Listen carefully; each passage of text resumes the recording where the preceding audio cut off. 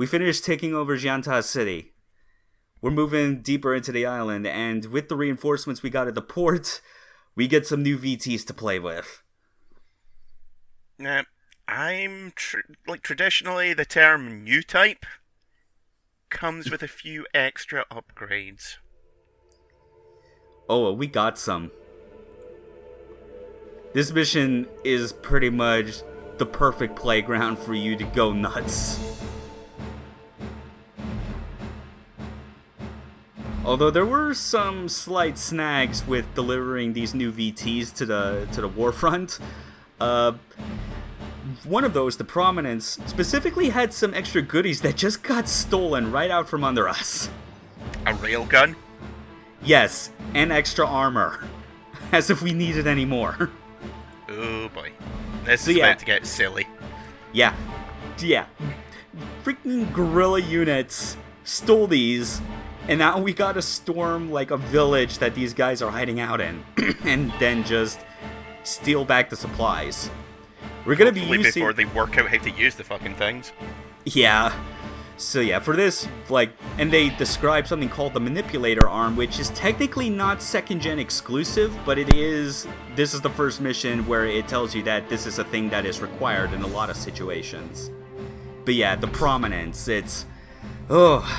words cannot describe how much I love this thing. It is... The weapons look a little bit fancier. They're fancier, and they're more plentiful. This unit, I 100% sure has the most amount of weapons that you can choose between, and still be able to make use of all of them with weight to spare, or even still go over the suggested limit and be fine. But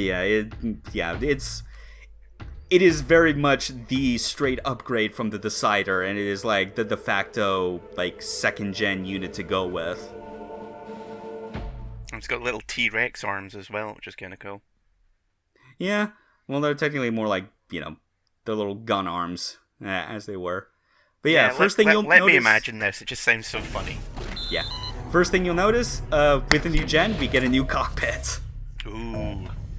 I love that closing sequence. Hello. Yep. Right, we've got 3D graphics as well now. Yeah. And some things have changed as far as positioning, the ammo counts and weapon names for our main and sidearms are now all situated on the left side, and the right side of the screen is now way more dedicated to our communications tuner. Primary screen looks a lot bigger as well, or is that just me? Oh, it definitely is. It's kind of marginally so, but it's definitely a slightly wider field of view. So yeah, we got ourselves some new weapons to play with. Our main arm weapon right now is the 315 RF. We also have the AS missile, which is the perfect weapon to use if you want to guarantee 100% knockdown on a VT.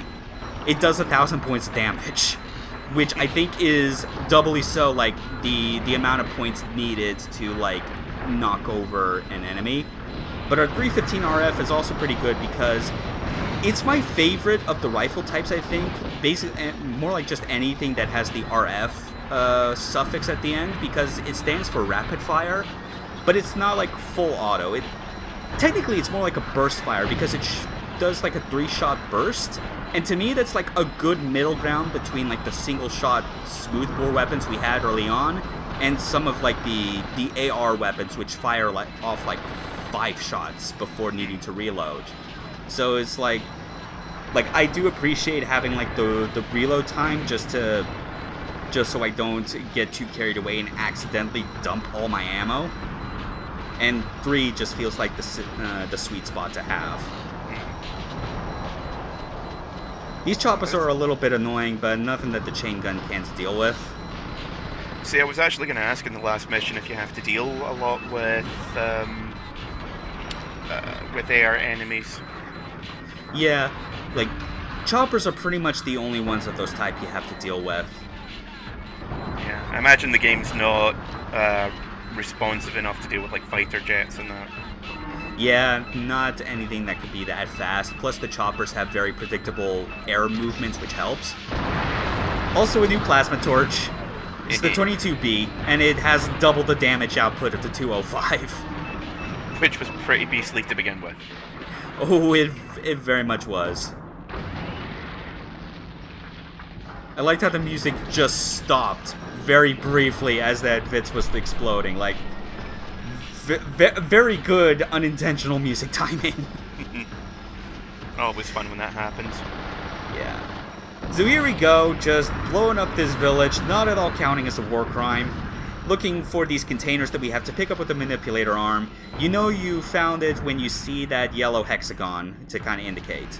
So you press the button to bring up the manipulator. It puts away your left sidearm, and then it replaces the reticule. So you line it up, pick up the crate, and then you press the same button you used to bring out the manipulator arm to put it away.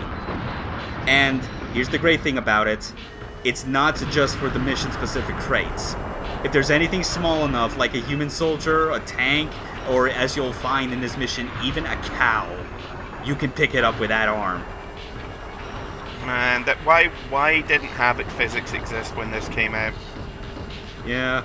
The unfortunate thing is that, like, when you grab something, you only have two options. Either to press, the button to put away the manipulator arm and thus, either store it or put it down, or you press the same button you used to fire your side weapons and you just make the arm crush whatever you're holding. Just walk up to a random cow. I'm taking this with me. Yeah. And the funny thing is, as I said before, the manipulator arm is technically available for all generations. Even though, this is where we first get use of the second gen, you would think that it's exclusive to that, but it isn't. And I can see why they did that, because I'm pretty sure they had a bunch of playtesters and, very daring people on the dev team that were like, oh, I could play through all these missions with just the first Gen VTs, watch me. And it's like, well, shoot, we kind of designed some of these objectives to use this little grabby arm. We better have it on everything. But again, that's not the only new thing we're dealing with. Second gen still have some fun tricks up their sleeve, and it's two of them that are very useful. The first is the FSS, which I believe stands for Forecast Sight System, I believe it is. Basically, the idea is that it changes the way your lock-on works. How it's been up to this point is that when you lock on and fire, it fires in the trajectory and direction that the target was last at when you pulled the trigger. What FSS does when active is that it updates your targeting direction based on where it's estimating the enemy target to be moving. Ah, so automatically leads the target for you. Yeah, it's because the Armored Core games, the classic ones, had this mechanic, but it was very hidden. It was always known by people as the double lock, where you locked onto a target and then you waited a couple seconds, and in doing so, it would change the way that your targeting would lead enemies. But this is way more upfront because it's a manual type of mechanic that you can engage on and off. And you want that because there are situations where, an enemy VT or other target could be up against the wall and trying to move into the wall, and that will throw off your targeting. Because it'll think that it's moving way farther in the direction than it actually is. Yeah, so it'll overcompensate. Pretty much. Also, I believe this is around the time where I demonstrate that the manipulator arm is good for grabbing things other than the mission crates. Take my hand, it's my strong hand. Hey, buddy. What you doing down there? Just cow stuff. I hope you finished, producing all the milk you need for these gorillas. Oof, I don't right think they'll by be the needing them others. anymore. Yeah. The funny thing is that, its animation isn't changing. It's still the same walking animation. They just flipped it, vertically 90 degrees. And, fortunately, because I'm a humanitarian, I am not going to use the arm to crush the cow. That'd be too mean. There are way more humane means to, prepare this thing into hamburgers. So we're just going to store it in the same compartment, I guess, that we have all these crates. That cow is having the worst day of its life. I can only imagine what our commanding officers would think when we come back from this mission. It's like, okay, so you successfully retrieved the stolen railgun parts that the guerrillas took from us, and also a cow. Spoils of war, sir. Also, I'm pretty sure that our troops could use some fresh milk. It'll be a good motivator. In fairness, Commander, Oscar it's 3, not like we are they not were a farm. What the hell are you thinking? Well, think of it as a roundabout way of me telling you how bullshit your orders are, sir. You're lucky we haven't relegated you yet. Yeah, So- where are you gonna find a good pilot at this hour? In this economy. Yeah. So, before things completely end, the second thing that I've been using, and I'll probably describe even more in these videos following this, the second unique feature that second gens get access to, and anything above this, like third gen, is a feature called override. I'll say right now is that there's that yellow light that's blinking rapidly between the balance lights and our battery meter. That shows that override is currently on, and the best way I could describe it is that it is a feature that in-universe was implemented into second gen VTs and up because VT pilots were complaining about the limits that were automatically being put in place on these machines and wanting an option to disable them.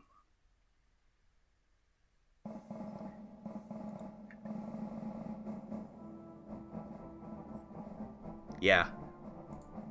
I don't have words. Yeah, it's real silly, but it's also quite possibly the single most useful thing you could ever use on second and third gen VTs. It is really powerful, especially when you know how to use it very efficiently, which we'll cover next time.